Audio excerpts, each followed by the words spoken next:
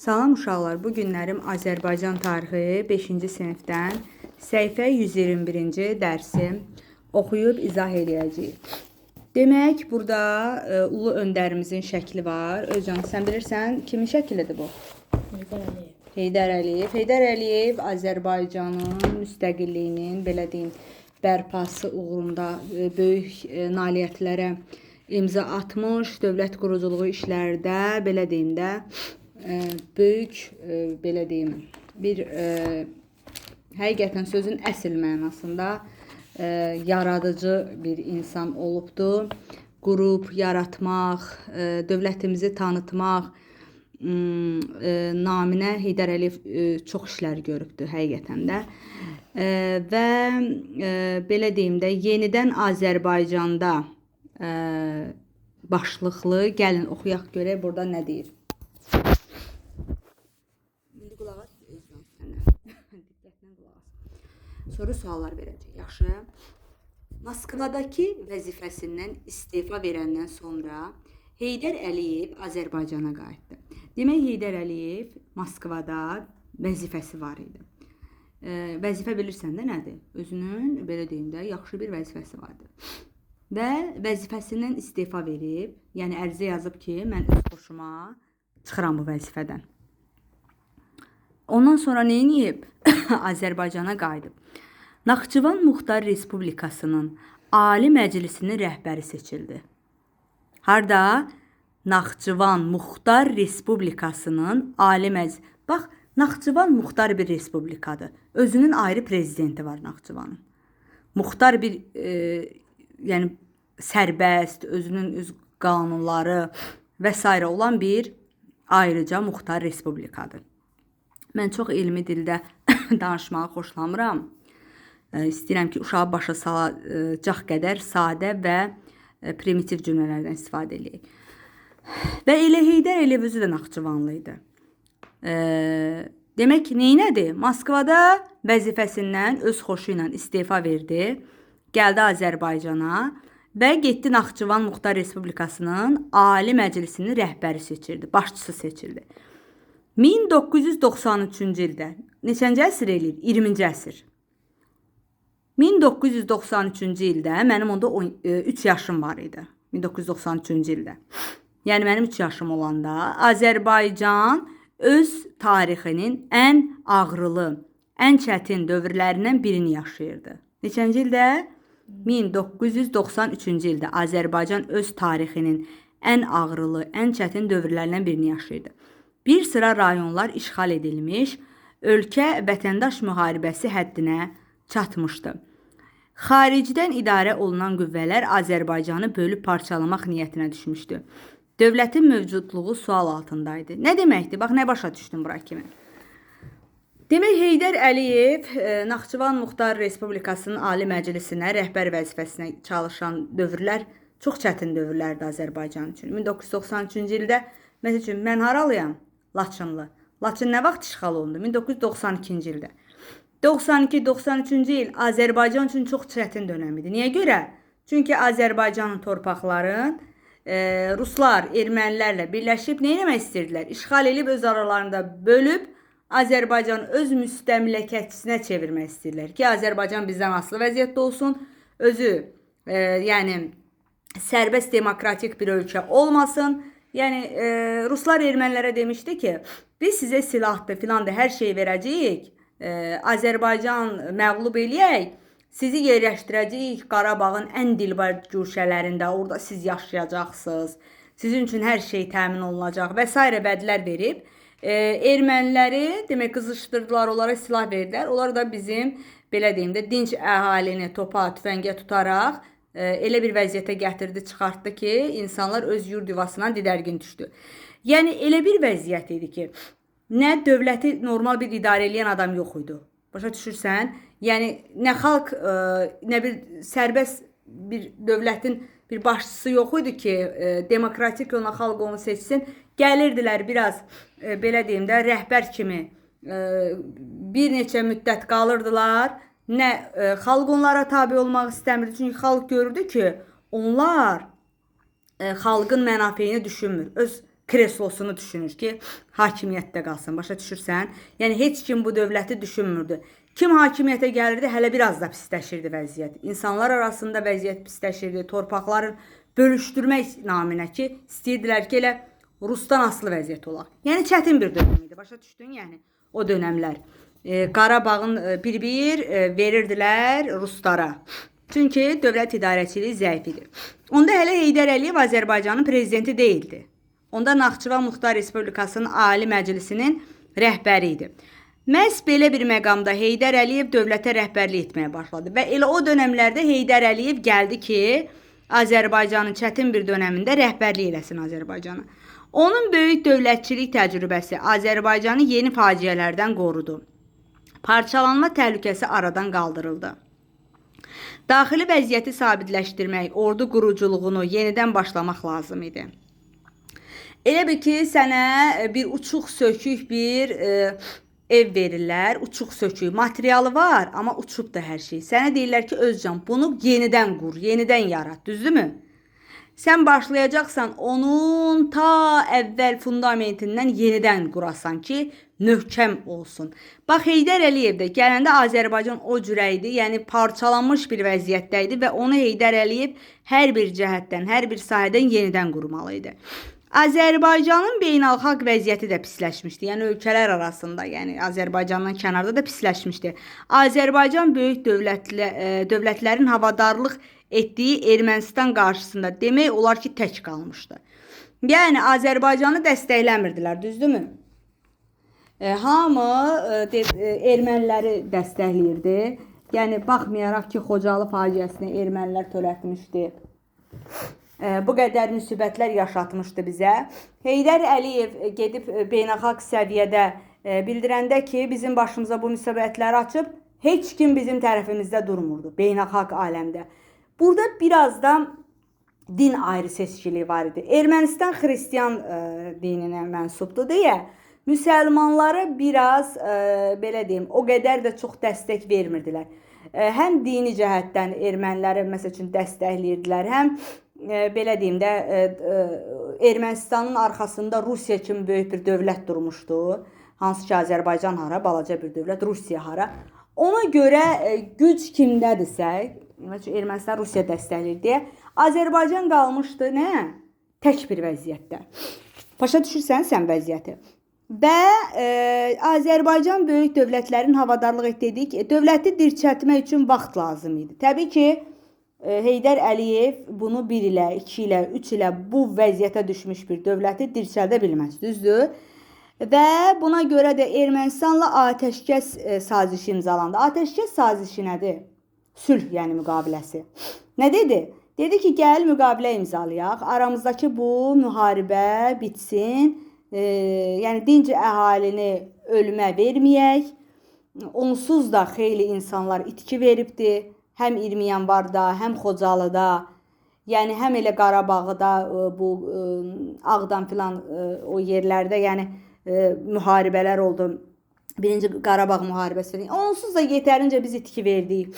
Torpaqlarımızın 20% işğal olundu. Gəl atəşkəs imzalayaq. Atəşkəs o deməkdir ki, nə deməkdir? Yəni sülh müqaviləsi. Yəni ki, sakitçilik olsun. Və bu müqaviləni Ermənistanla atəşkəs sazişi imzalandı. Amma gör Ermənistan nədir? Ermənistan hər dəfə o atəşkəs sazişini pozurdu. Hər dəfə pozurdu. Gör neçənci ildən bəridir bu Qarabağ azad olunana kimi də, yəni atəşkəs sazişi imzalasalar da ermənilər ona riayət eləmirdilər, pozurdular. Bundan sonra böyük quruculuq işlərinə başlandı. Heydər Əliyev əmin oldu ki, artıq atəşkəs müqaviləsi imzalanıb, daha müharibə olmayacaq, insanlar qırğına getməyəcək. Bu cəhətdən ürəyi arxayın olsun ki, dövlət quruculuğuna başlasın ki, necə işlər görmək lazımdır. Bax, burada Heydər Əliyevin çıxış etdiyi, istər beynəlxalq miqyasda, istər özümüzün dövlət daxilində işlər, demək, böyük bir işlərə ki, imza atılırdı. Ondan belə fragment kimi şəkillər verilibdir. Demək, uşaqlar, 1994-cü ildə, illəri yadınızda saxlayın, Çünki bu yeni Azərbaycan quruculuğu ilə bağlı, Heydər Əliyevin hakimiyyəti ilə bağlı bu hətta universitetdə də düşür yəni. İkinci qrup, birinci tarix olan qruplarda mütləq universitetdə verirlər. İkinci, üçüncü qruplarda. Demək 1994-cü ildə əsrin müqaviləsi adlanan neft sazişi imzalandı. Bu summativə də düşəcək. Bu sənə həmişə lazım olan sualdır. Yadında saxla. 1994-cü ildə kimin doğum tarixidir? Fazil dayının. 1994. 20-ci əsrin sonları. 1994-cü ildə əsrin müqaviləsi adlanan neft sazişi imzalandı. Dünyanın aparıcı ölkələrinin, aparıcı ölkələr nədir? Belə ən yaxşı ölkələri, qabaqda öndə gedən varlı ölkələrinin böyük şirkətləri Azərbaycanın neft sənayesinə külli miqdarda sərmayə qoydu, pul qoydu. Bu təkcə iqtisadi yatırım deyildi. Çünki Azərbaycan iqtisadiyyatına milyardlarla pul yatıran ölkələr burada sabitliyin də olmasında maraqlı qüvvələrə çevrildi. Tezliklə Bakı, Tbilisi, Ceyhan neft boru kəmərinin tikintisinə start verildi. Bu layihə Azərbaycan neftini dünya bazarlarına daha sərfəli yola çıxarması təmindir. Demək, Heydər Əliyev düşündü ki, biz necə qabağa gedə bilərik? Quruculuq işləri. Bizə heç bir dövlət boş-boşuna maddiyyat cəhətdən pul yatırım eləməyəcək, düzdür? Neynədir? Dedi ki, bu ölkəyə Allah Taala böyük bir nə verib? Sərvət veribdir. Neft bizim qara qızılımız adlanır, pambıq ağ qızılımız. Allah Taala bizə bu cürə nemət verib. Biz bundan yararlanmalıyıq.